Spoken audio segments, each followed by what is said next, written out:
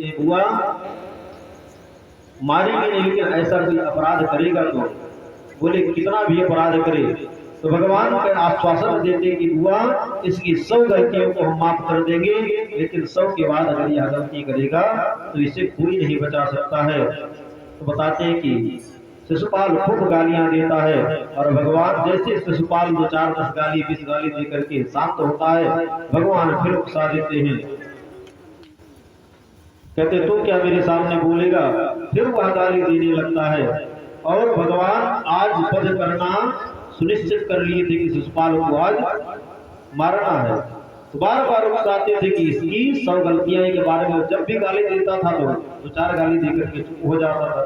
आज भगवान बार बार उकसाते रहते, बार बार ये गाली देता रहता, इतनी गाली देता है, इतनी गाली देता है, जैसे ही 100 गाली होती है भगवान अपना सुदर्शन चक्र छोड़ते हैं,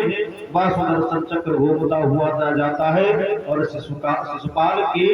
सर को धड़ से अलग कर देता है। और बताते हैं कि शिशुपाल की धड़ जैसे अलग होता है, शिशुपाल के शरीर से एक दिव्य ज्योति उत्पन्न होती है, उसका शरीर दिव्य ज्योति के रूप में परिवर्तित होता है और वह ज्योति आकर के भगवान का 7 प्रदक्षिणा करके और भगवान में ही समाहित हो जाती है। प्रेम से बोले कृष्णचंद्र भगवान की। महाराज परीक्षित पूछने लगते हैं कि ऐसा क्यों हुआ,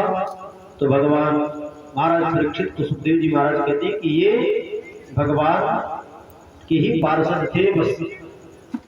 7 वर्ष राक्षस योनि में चले गए थे, इसलिए ये तीसरा जन्म था इनका, इसलिए इस जन्म में इनका उद्धार करना था। भगवान इस जन्म में ही इनका उद्धार करके स्वयं में समाहित कर लेते हैं। प्रेम से बोले कृष्णचंद्र